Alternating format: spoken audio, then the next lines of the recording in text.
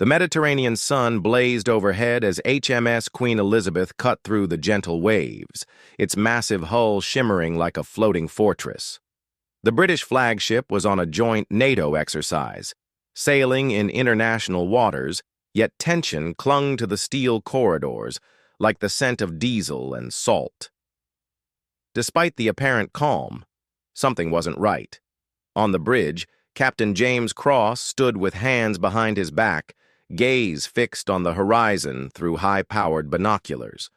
Every breath he took was measured, his jaw clenched just enough to betray the weight of command.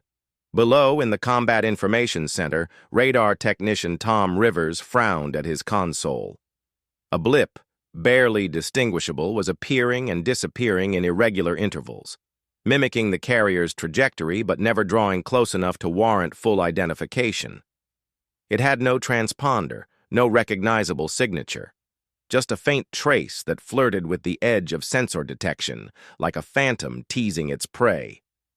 "Sir," Rivers called out, raising his voice just enough to pierce the low hum of electronics. "I've got something off our starboard quarter. It's moving with us but not responding to pings." Lieutenant Commander Sarah Holt leaned in, her eyes narrowing as she took in the anomaly. "Could be a ghost contact. Atmospheric interference?" she asked, but there was doubt in her tone. "Negative. It's holding a shadow trajectory, barely outside our sonar ring. Not random," Rivers replied. Cross entered moments later, already briefed through his headset. Holt pointed at the screen. "Persistent trace. No AIS. It's either cloaked in legal ambiguity or intentionally silent." Captain Cross didn't respond immediately. He studied the movement, the rhythm of it, almost too precise. "Prepare the drone. I want eyes." The launch was swift and silent. A high-altitude reconnaissance drone shot into the blue, its small form nearly invisible against the sky. The crew watched its feed with mounting unease. As it approached the ghost ship, details emerged. A low-slung silhouette, minimal wake, dark hull, no national flag, just high-gain antennas and unusual deck cargo covered in canvas. "This is no fishing trawler," Holt said grimly. "No," Cross replied. "It's a listening post." Confirmation came within minutes. Naval intelligence verified it was a known class of spy ship, previously sighted trailing American strike groups in the Pacific. Its presence here was deliberate. It wasn't simply watching. It was harvesting every radar sweep, every frequency leak, every aircraft launch signature. The room tensed. "We're being profiled," Holt said. "Electronic warfare mapping." Rivers added, "It's skimming off our comms bursts, passive surveillance but persistent and smart." Cross gave a hard nod. "Keep us on our current path. Don't escalate, but launch a second drone, lateral trajectory. I want full imagery, including deck equipment, and alert our NATO partners." The spy ship remained just far enough to avoid confrontation, yet too close to ignore. It was a masterclass in provocation, legal in the broadest sense, but unmistakably aggressive in intention. It was a chess move, not an accident. That evening, the sky turned blood orange as the sun dipped below the watery horizon. Fighter jets were pulled in, and the carrier's deck crew completed their operations with unusual haste. The air was heavier, like the calm before a thunderstorm. Inside the ship, discussions turned to protocol. Could they jam the spy ship's sensors? Could they maneuver away without appearing weak? But each option risked escalation or political blowback.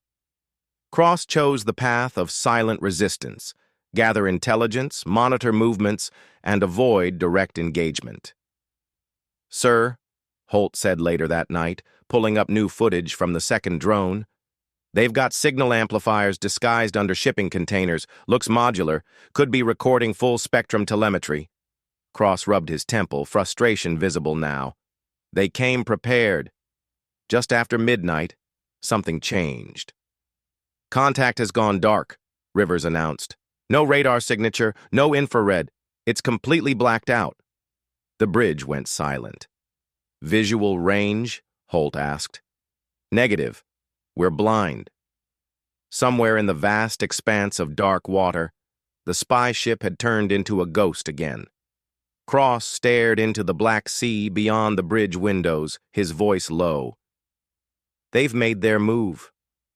And with that, the ship continued its course, unaware of what game the opponent would play next, or what line, if any, they were about to cross. Dawn broke over the English Channel in a muted gray, casting a metallic sheen across the waves as HMS Queen Elizabeth maintained her steady heading. On the bridge, Captain James Cross leaned over a weathered map with Lieutenant Commander Sarah Holt, tracing the spy ship's last known position with a gloved finger. The contact had vanished hours earlier, but neither officer believed it had gone far. "Whatever they're doing," Holt said, her voice clipped with fatigue and focus, "they want us to know they're there, or that they could be." Cross gave a slow nod. "It's psychological. They're testing how we respond to uncertainty. Not just us, the Alliance." Below deck, the Combat Information Center had shifted into a higher tempo. Technicians rotated in short shifts, data was combed repeatedly, and AI-assisted signal analysis was running in loops. Still, the contact remained elusive. No radar, no AIS, no infrared signature, just an absence where once there had been a threat. Petty Officer Tom Rivers rubbed his eyes and sipped tepid coffee, staring at the sensor array. "They're spoofing," he muttered. "That ship's not gone. It's hiding, behind our blind spot, maybe even shadowing us using our own radar reflection. Or running silent below the thermal layer," another technician offered. "If they're good, and they are, they could be damn near invisible." Meanwhile, in the hangar bay, Royal Marines prepped for contingencies. Drones were rearmed, helicopters fueled and held on alert. Not for engagement, orders were clear, but for eyes. Observation had become the weapon of choice. Every second of footage was being analyzed, not only by the ship's crew, but by intelligence analysts back home. That morning, NATO Command sent an encrypted briefing. Several Allied vessels had reported similar contacts shadowing them in recent months. Russian and Chinese ships operating just outside legal boundaries, collecting data, watching, learning.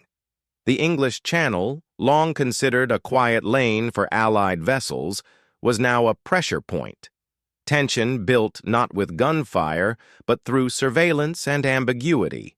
In a strategy meeting, Holt presented findings from their second drone sweep. They're deploying balloon-based sensors at night, weather balloons technically, but they carry passive arrays, nothing transmitting but still gathering emissions. Covert, low-cost, deniable, Cross muttered. Perfect. She pointed at freeze frames.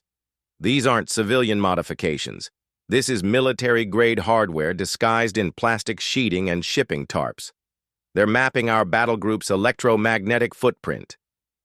"We do the same," one officer offered quietly.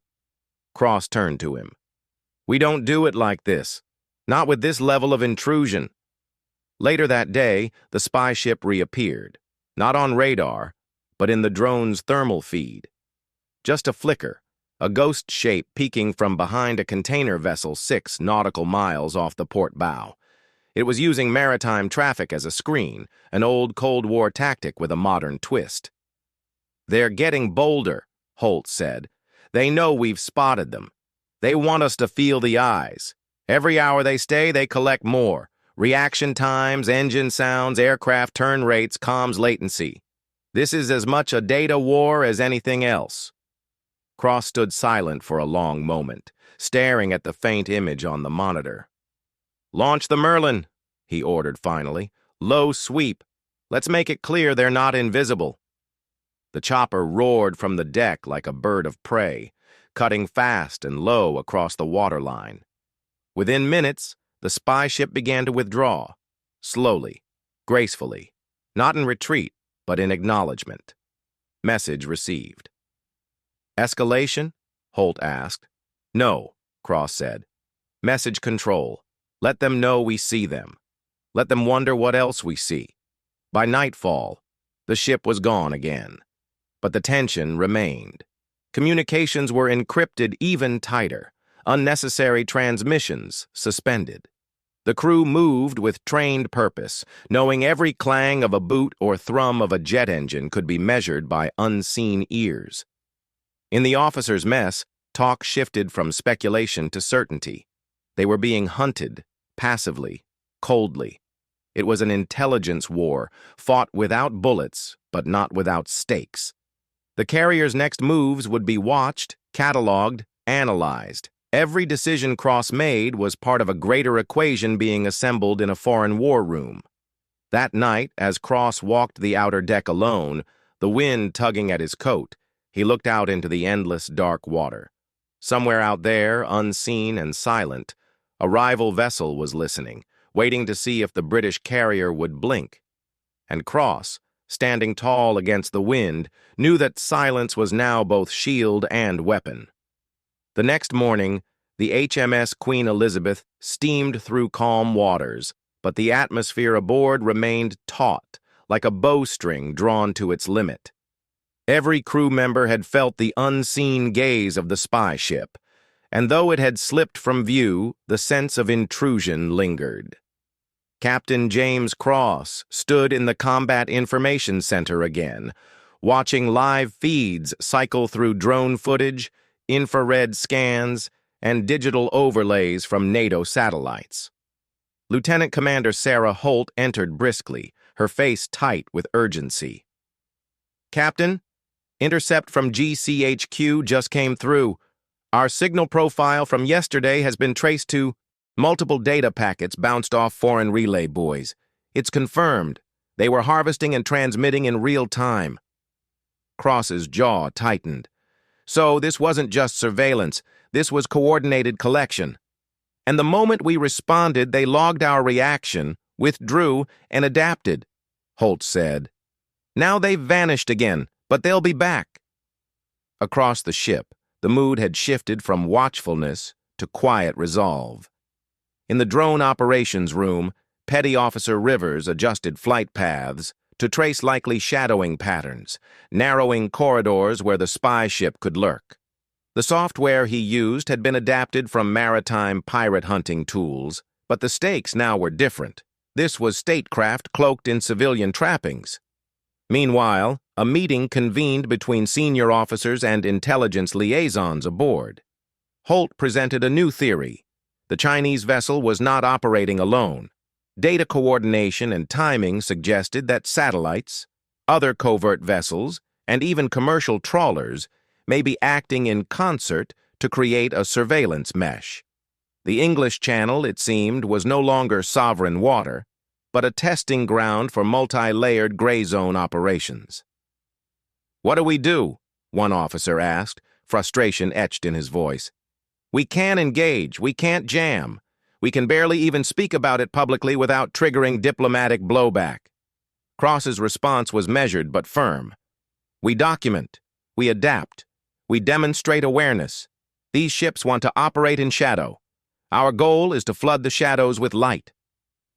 Later that evening, Holt led a small operation from the operations deck, a modified signal burst sent out using a dummy communications channel. The burst mimicked high-priority encrypted data, but was actually inert. Within 40 minutes, analysts noted signal activity spike in a previously silent quadrant of the channel. The spy ship had taken the bait. It was a trap, not for capture, but for confirmation. The ruse had forced the spy ship's passive system to switch to active listening mode, betraying its precise location. That was all the crew of the Queen Elizabeth needed. From the flight deck, a pair of F-35s-B launched into the twilight, not for a strike, but for an overflight that would serve as a message. In coordination with the Ministry of Defense, their route would pass directly over the Chinese ship's last known location, low, loud, and unmistakably deliberate. The maneuver caused no diplomatic incident. Officially, it never happened. But on encrypted channels, chatter erupted among analysts and operatives. The British carrier had not just detected the surveillance, they had responded strategically, without escalation, but with unmistakable confidence. Cross watched the planes return to the deck, their silhouettes backlit by the dying glow of the sunset. He said nothing, but Holt saw the faintest hint of satisfaction flicker across his face. "Do you think they'll come back?" she asked, her voice low. "They always come back," he replied. "That's the game. But next time, they'll think twice. Because now they know we don't just watch, we counter." Below deck, engineers resumed routine checks and the crew returned to their drills, but with a sharpened edge. The encounter had left its mark, not in damage or injury, but in readiness. The entire vessel now operated with an elevated sense of clarity. Every watch rotation, every system check, every coded message now carried the weight of strategic consequence. That night, the Queen Elizabeth sailed on under a sky swept clear by wind. Somewhere beyond the horizon, the spy ship drifted in silence, rethinking tactics, analyzing every frame, every frequency. They had come to study a vessel. What they encountered instead was a fortress of discipline, resolve, and measured retaliation. In this new age of warfare, where the first shots were invisible and the battlefields were quiet, victory did not belong to those who struck first, but to those who saw clearly, reacted wisely, and held their ground without blinking. And aboard the Royal Navy's flagship, that victory had already begun.